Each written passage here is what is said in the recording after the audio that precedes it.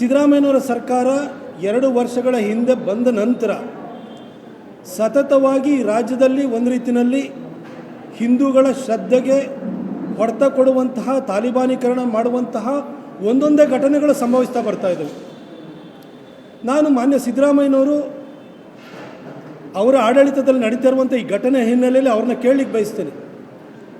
Sir, ಈ ರೀತಿ ಹಿಂದೂಗಳ ಶ್ರದ್ಧೆಯ ಮೇಲೆ ಹೊಡೆತ ಕೊಡುವಂತಹ ಘಟನೆ ಶಿವಮೊಗ್ಗದಲ್ಲಿ ನಡೆದಿದ್ರು ನೀವು ಯಾಕೆ ಸರ್ ಏನು ರಿಯಾಕ್ಟ್ ಮಾಡ್ತಿಲ್ಲ?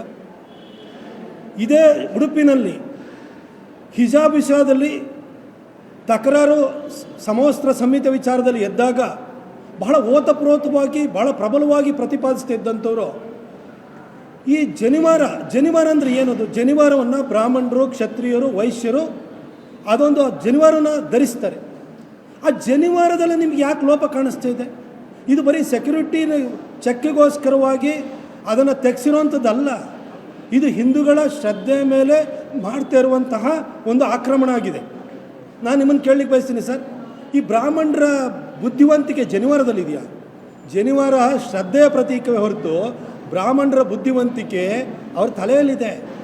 ವೇದ ಉಪನಿಷತ್ತುಗಳ ಕಾಲದಿಂದಲೂ ಕೂಡ ಇವತ್ತು ನಮ್ಮ ಜ್ಞಾನ ಸಂಪತ್ತನ್ನು ಪ್ರತಿ ತಲೆಮಾರಿಂದ ತಲೆಮಾರಿಗೆ ತಂದು ಈ ಸಂದರ್ಭದವರೆಗೂ ಕೂಡ ಆ ಜ್ಞಾನವನ್ನು ತಂದಿರುವಂಥವರು ಬ್ರಾಹ್ಮಣರು.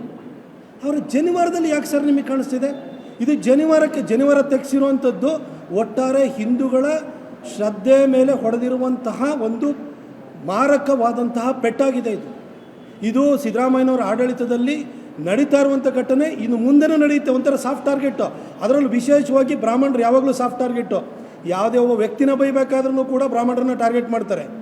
ಯಾಕೆಂದರೆ ಬ್ರಾಹ್ಮಣ ಸಮಾಜ ಒಟ್ಟಾಗಿ ನಿಂತ್ಕೊಂಡು ಪ್ರೊಟೆಸ್ಟ್ ಮಾಡಲ್ಲ, ಸಂಖ್ಯಾಬಲನೂ ಕೂಡ ಕಡಿಮೆ ಇದೆ. ಇನ್ನು ಜಾತಿ ಗಣತಿಯನ್ನು ನೀವು ಹೊರಗಡೆ ಹಾಕಿರೋದ್ರಿಂದ ಬ್ರಾಹ್ಮಣರ ಸಂಖ್ಯೆ ಭಾಳ ಕಡಿಮೆ ಇದೆ. ಹಾಗಾಗಿ ಅವ್ರು ಏನು ಪ್ರತಿರೋಧವನ್ನು ಒಡ್ಡಲ್ಲ ಅನ್ನೋ ಮನಸ್ಥಿತಿ ನಿಮಗಿದೆ ಅಂತ ಅನಿಸುತ್ತೆ. ಸ್ವಾಮಿ ಸಿದ್ದರಾಮಯ್ಯನವ್ರು ಸಾಹೇಬ್ರೆ, ಯಾರ್ದೋ ಮನೆಯಲ್ಲಿ ಮದುವೆ ಆಗಬೇಕು ಅಂದರೂ ಬ್ರಾಹ್ಮಣರು ಬೇಕು, ಮುಂಜಿ ಆಗಬೇಕು ಅಂದರೂ ಬ್ರಾಹ್ಮಣರು ಬೇಕು, ಸತ್ತರ ಕೊನೆಗೆ ಮುಕ್ತಿ ಕೊಡ್ಸೋಕ್ಕೂ ಬ್ರಾಹ್ಮಣರು ಬೇಕು.